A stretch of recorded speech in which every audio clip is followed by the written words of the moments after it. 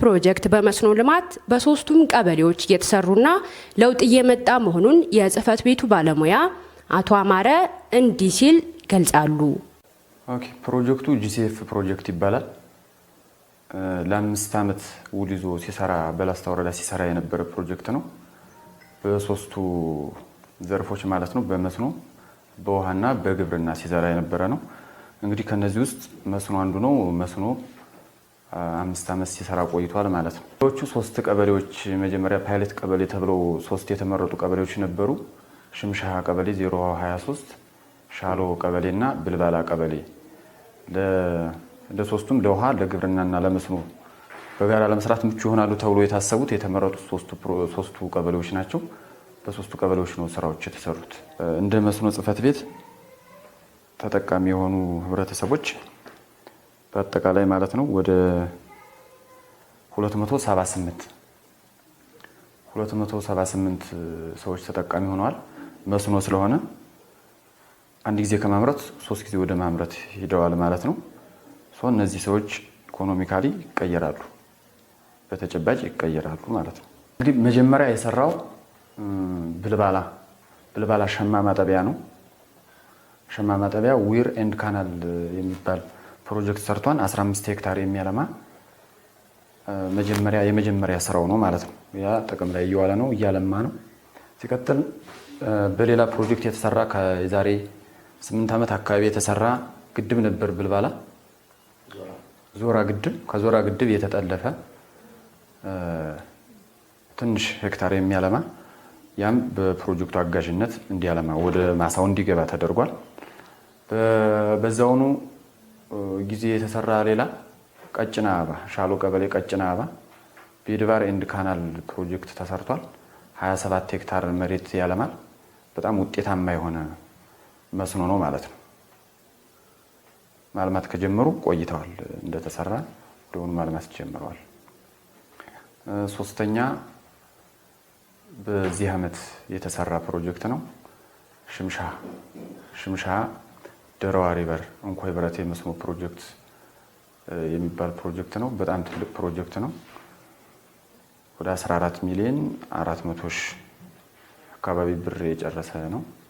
ትልቁ ይር ነው በፕሮጀክቱ በዚህ በላስታ አካባቢ ምናልባትም እስካሁን 5 ዓመት ኤክስቴንሽን ጋር 6 ዓመት ከምናምን የቆየ ፕሮጀክት ነው። ፕሮጀክቱ ጂሲኤፍ እስካሁን በሌላም አካባቢ ከሰራቸው ፕሮጀክቶች ትልቁ ፕሮጀክት ነው ማለት ነው። ትልቁ ዊር ፕሮጀክት ነው። 45 ሄክታር የሚያለማ ፕሮጀክት ነው። መጀመሪያ 25 ነበር። ከዛ በኋላ ሪዲዛይን በማድረግ 45 ሄክታር የሚያለማ ትልቅ ፕሮጀክት ነው ማለት ነው። እነዚህ ናቸው እንግዲህ የሰራቸው ስራዎች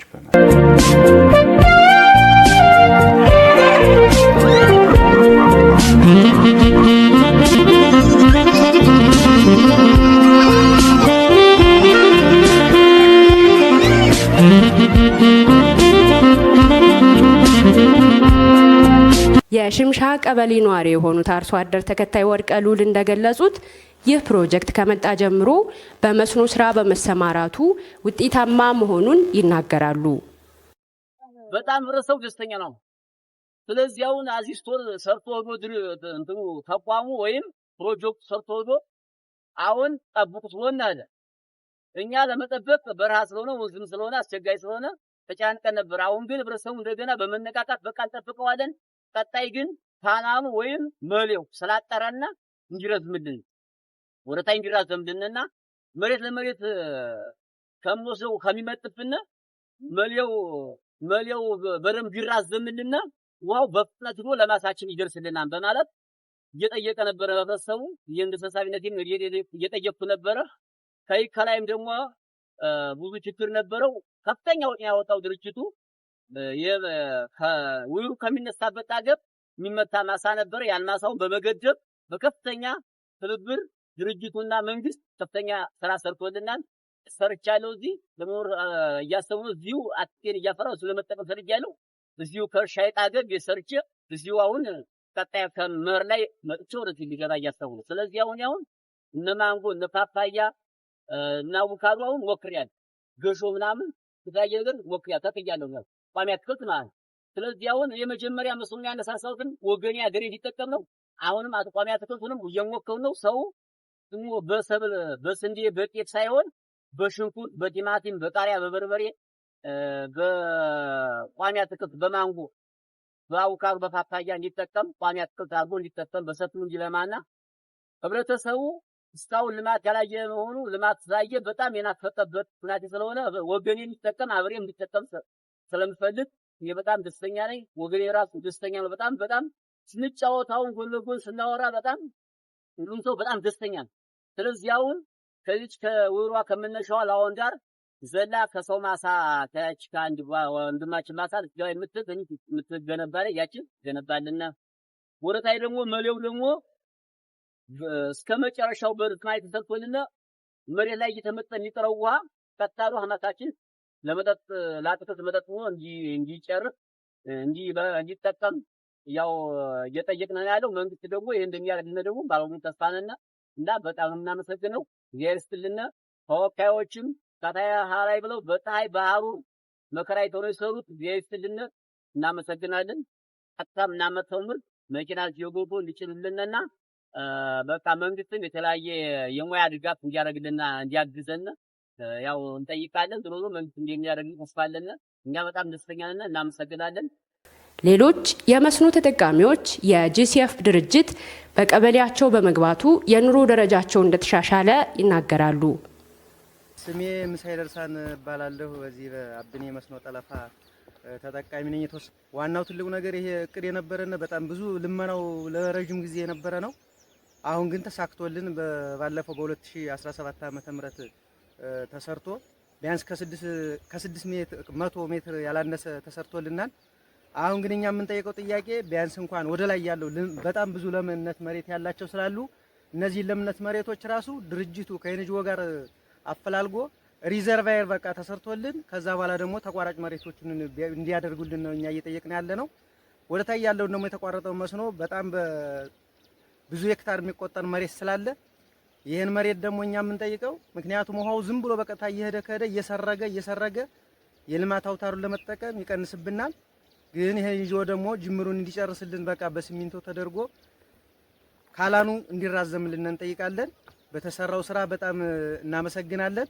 ተቋራጩን ግን ይሄ የጀመረልን መንግስት እንዲጨርስልን ከልብ እየጠየቅነው ወይም ደግሞ ከልብ እያመሰገንኩኝ ይሄን ነገር ለማለት ፈልጋለሁ። ሴፍ ይህን ያክል ስራ ከቀበሌው ጋር ከቀበሌው ባለሙያ ጋርና ቀበሌ አመራሮች ጋር የወረዳ ባለሙያዎች ጋር ተነጋግሮ ይሄን ያክል ከሰራልን በጣም እያመሰገነ እኛ ከዚህ በኋላ ለምንቀጥለው ቢያንስ ከካላኑ ቢያንስ የ2 ሜትር ርቀት የ3 ሜትር ርቀት እየራቀ ቋሚ አትክልት እንዲተከል ማንጎ ሊሆን ይችላል፣ አቮካዶ ሊሆን ይችላል። እሱ ከካላኑ በቃ 3 ሜትር ያላነሰ ርቀት እንዲኖረው። ምክንያቱም ተጠግቶ ካለ ማንጎ ካለ የማንጎ ስር የካላኑን የመሰንቀጥ ባህሪ ሊኖረው ይችላልና በዛ ምክንያት ካላኑ እየተጎዳብን ይሄዳል። ከዛ በመቀጠል እኛ እንግዲህ ያለነው ይሄን ጥቅም መንግስትን ያክል ስራ ከሰራልን እኛ ካለው ማህበረሰብ ጋር እየተነጋገርነ የካላን ማስጠገኛ በጀታችንን በየወሩ በየ6 ወሩ ወይ በየሩብ ዓመቱ እየሰበሰብነ በአካውንት አስቀምጠን የማስጠገን ስራና ከዛ በተረፈ በጉልበት የምንሰራቸውን ስራዎች በጉልበት ደግሞ ህዝባችን ደግሞ ያነሳሳነ የዚህን መስኖ ተጠቃሚ የተሻለ ደግሞ ይንጆ ካደረግልን በላይ እያመሰገነ ሌሎች ልጆችም ደግሞ ታች የተቋረጡ ደግሞ አርሶ አደሮች እንዲጠቀሙ ለማድረግ ነው እና ከልቤን እና ይሄን ቀበሌያችን ወረዳችን ይሄን ጂሲኤፍ የሚባለውን ድርጅት መጀመሪያ ላይ ሲጀመር 6 ሚሊዮን ብር ናት ያለችና እየተባለ ቆየ። ከዛ በኋላ ግን በማፈላለግ እንደዚህ በማድረግ 16 ሚሊዮን ያላነሰ ብር ወጭ ተደርጎ ተሰርቶልናል። ከልብ አመሰግናለሁኝ።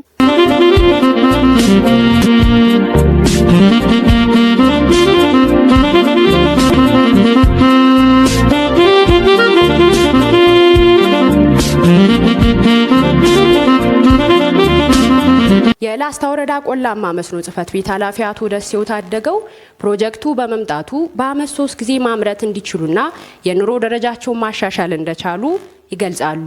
ፕሮጀክት እንግዲህ እንደ ወረዳ የመስኖ ስራዎችን በተለያዩ ፕሮጀክቶችና በመንግስት በጀትም ብዙ ስራዎችን እየሰራ የሚገኝ ጽሕፈት ቤት ነው። ነገር ግን ደግሞ ከነዚህ ፕሮጀክቶች ወይም ደግሞ መንግስታዊ ካልሆኑ ድርጅቶች መካከል አንዱ ጂሲኤፍ የሚባለው ነው፣ ግሪን ክላይሜት ፈንድ የሚባለው ማለት ነው። እንዳላስታ 3ቱ ቀበሌዎች ሻሎ ወይም 09 የምንለው፣ ሽምሻ ወይም 023 በቁጥር የምንገልጸው፣ ብልባላ 02 ናቸው ማለት ነው። በእነዚህ ቀበሌዎች እንግዲህ በአጠቃላይ በቆይታው ወደ 4 የሚሆኑ የመስኖ መሰረተ ልማቶችን መገንባት ችሏል ማለት ነው የጂሲኤፍ ፕሮጀክት። ከነዚህ መካከል እንግዲህ አንዱ ሻሎ የገነባ ነው ቀጭን አበባ የሚባለው መስኖ ነው። ይሄ ኢንቴክ ነው፣ በኢንቴክ የተጠለፈ እና ካናል መሸጋገሪያዎች የተሰራበት ነው። በጥቅሉ ወደ 27 ሄክታር የሚያለማ ነው ይሄ መስኖ። ከዚህ በፊትም ይሄ መስኖ በባህላዊ መንገድ ሲጠቀም የነበረ እና አሁን ያዘመን ነው ወደ 200 አካባቢ የሚጠጉ ተጠቃሚዎችን የሚያስጠቅም ነው ማለት ነው።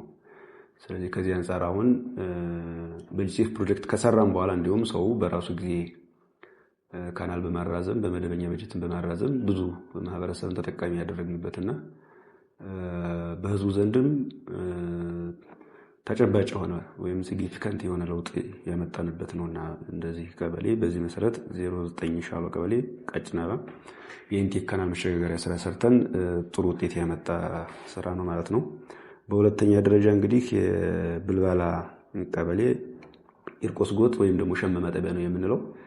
ይሄ በባህላዊ መንገድም መስኖ ተጀምሮ ያውቅም። በነገራችን ላይ ተጠቅሞ ያውቅም። አዲስ ወንዝ ነው፣ ተጠቅሞ የማያውቁ በአዲስ መልክ እንዲሰሩ ያደረግንበት ነው። ይሄ ዊር ነው እንግዲህ መለስተኛ ግድብ ወይም ስሞል ዳም የምንላት ናት። ዊር ማለት ይቺ ዊር ወደ 18.25 ሄክታር ነው የምታለማው እና ከዚህ በፊት ምንም ተጠቅሞ የሚያውቁ ስለመስኖ በባህላዊ መንገድም ተጠቅሞ የማያውቁ ናቸው በነገራችን ላይ። ስለዚህ አሁን በአዲስ መልኩ እንዲጠቀሙ ያደረግንበትና እንዲሁም በዛ አካባቢ መስኖ እንዲለመድና ከዚህ በኋላ ላይመለስ የጀመርንበት ምናልባት ካናሉ በባህላዊ መንገድ ካራዘሙ ሌላ በጀት አመቻችተንም ካራዘምንላቸው ደግሞ እናንተም ስለምታውቁት ወደ ገንቺ ዋርካው ድረስ ማራዘም የሚቻልበት እድል ስላለ በዚህ መሰረት በጣም ቆንጆ ስራ ነው የሰራ ነው ማለት ነው እዛ አካባቢ ማለት ነው።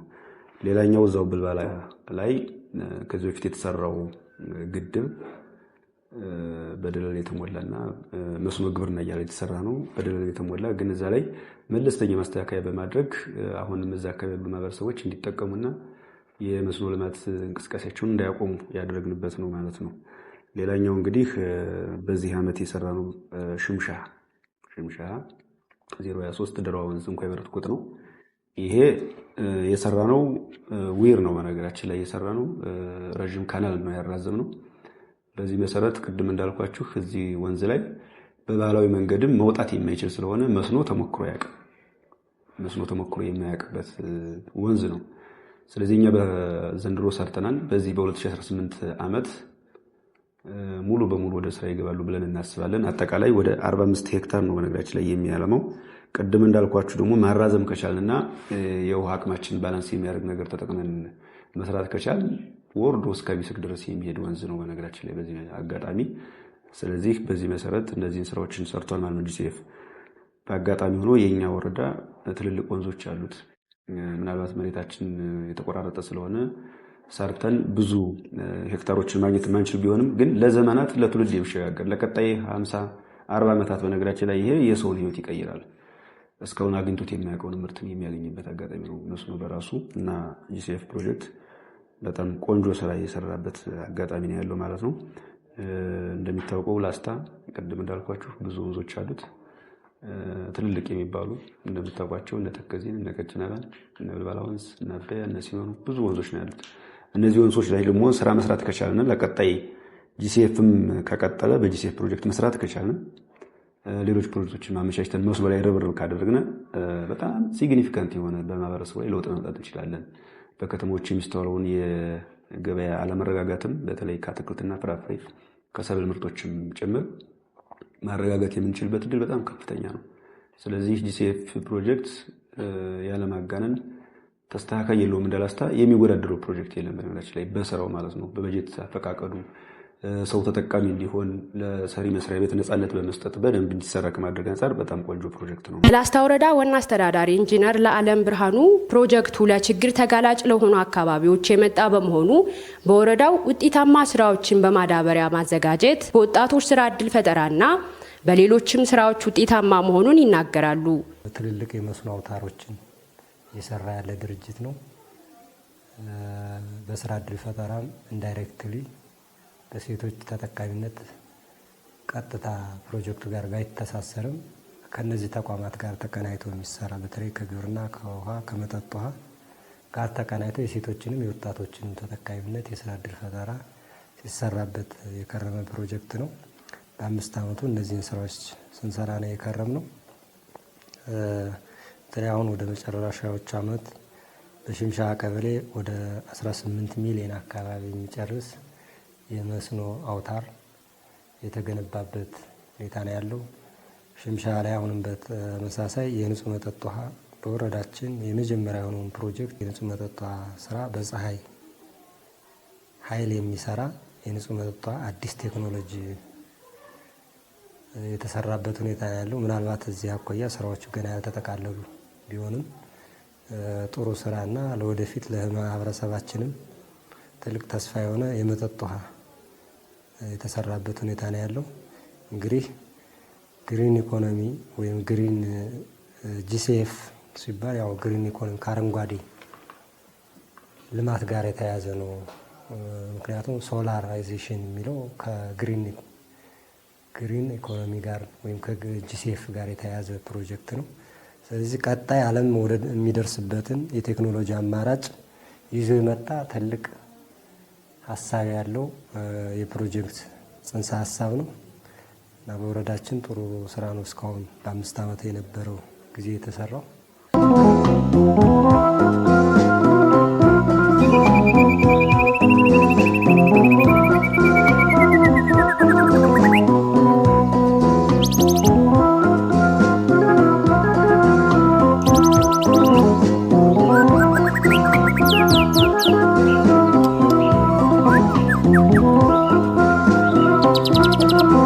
የዛሬው ፕሮግራም በዚህ አበቃን።